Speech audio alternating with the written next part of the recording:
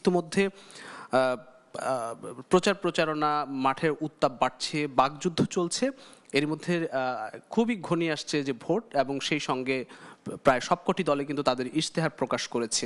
গতকাল আমরা দেখেছি যে বিএনপি তাদের ইশতেহারে 31 দফা তুলে ধরেছে এবং অনেকগুলো তাদের পরিকল্পনার কথা বলেছে, ফ্যামিলি কার্ড, বিভিন্ন কার্ড দেবেন, এইসব বিষয়গুলো বলছেন। ক্ষমতায় গেলে খাল খনন কর্মসূচির কথা বলেছেন, বিভিন্ন বিষয় নিয়ে তারা বিস্তারিত তুলে ধরেছেন। কেমন দেখলেন বিএনপি নির্বাচনী ইশতেহার, একই সঙ্গে অন্যান্য দলগুলোর নির্বাচনী ইশতেহারের সঙ্গে যদি আমরা একটু তুলনা করি, আপনার কাছে কি মনে হচ্ছে? ধন্যবাদ আপনাকে।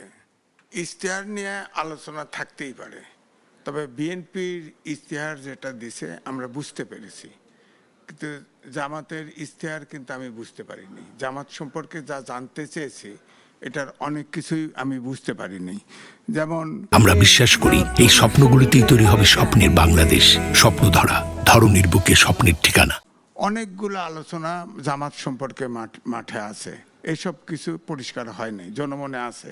তো আমি তারপরে বলবো যে ইশতেহার এটা তো দিয়েই থাকে, সব রাজনৈতিক দল দিয়ে থাকে, এবং ইশতেহারে ধরেন বোঝা গেছে, ধরেন বিএনপি যেটা মূল যে তিনটা আলোচনা, যে দুর্নীতি এবং আপনার দুর্নীতি, আইনের শাসন, বিচার বিভাগের স্বাধীনতা এবং আপনার জবাবদিহিতা, এই তিনটে হচ্ছে প্রধান তাদের দাবি। এছাড়া 31 দফা, আগে যে 31 দফা ছিল সেই আলোকেই আসলে দফাটা এসছে।